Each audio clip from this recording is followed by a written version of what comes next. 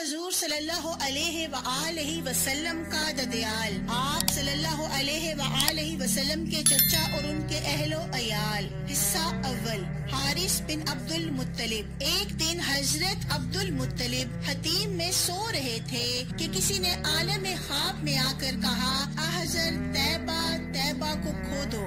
آپ نے پوچھا طیبہ کیا ہے؟ تو جس کسی نے آواز دے کر یہ کہا تھا وہ غائب ہو گیا۔ وہ پھر سو گئے تو آواز آئی، حضرت برہ کو کھودو۔ آپ نے پھر وہی سوال دہرایا کہ برہ کیا ہے؟ کہنے والا اس بار پھر غائب ہو گیا تھا۔ ایسا مسلسل 3 رات ہوتا رہا۔ جب چوتھی رات آئی تو آواز آئی، حضرت زمزم کو کھودو۔ آپ نے پوچھا زمزم کیا ہے؟ آواز دینے والا آج غائب نہیں ہوا تھا بلکہ یہ کہہ رہا تھا، زمزم تمہارے نامور باپ کی میراث ہے۔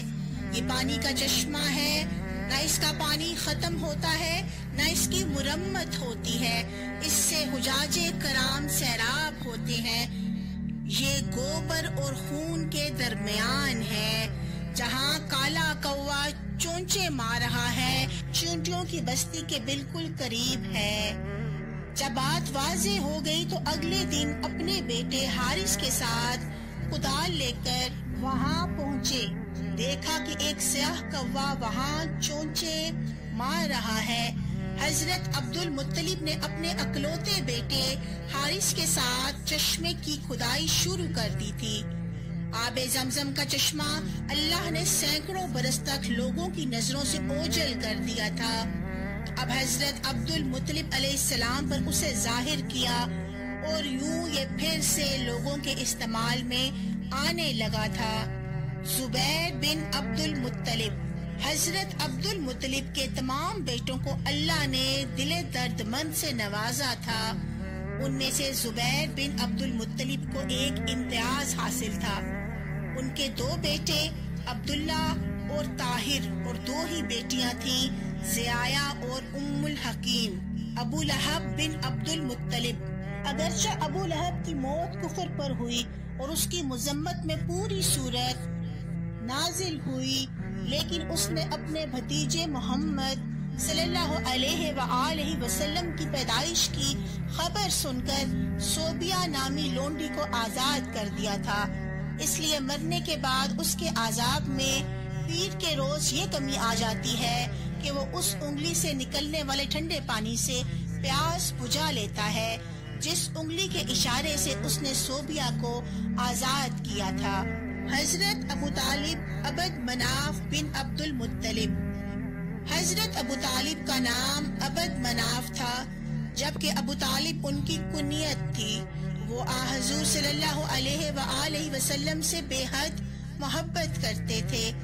حضرت عبد المطلب نے وفات کے وقت حضور اکرم صلی اللہ علیہ وآلہ وسلم کی پرورش کی ذمہ داری حضرت ابو طالب کو سونپی تھی۔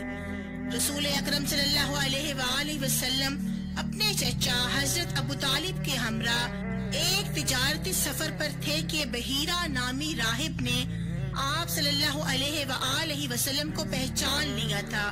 پھر اس نے حضرت ابو طالب سے مخاطب ہو کر کہا، اے سردار، اپنے اس بھتیجے کو لے کر وطن واپس لوٹ جائیں، اسے یہودیوں کی نظروں سے بچائیں اور ہوشیار رہیں۔ انہوں نے اس بچے کو دیکھ لیا تو وہ اسے نقصان پہنچائیں گے۔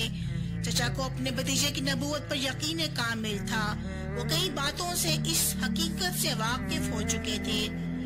حضور صلی اللہ علیہ وآلہ وسلم کا جب حضرت خدیجہ رضی اللہ عنہما سے نکاح ہوا تو حضرت ابو طالب نے بہت ہی عمدہ اور خوبصورت خطبہ پڑھا تھا۔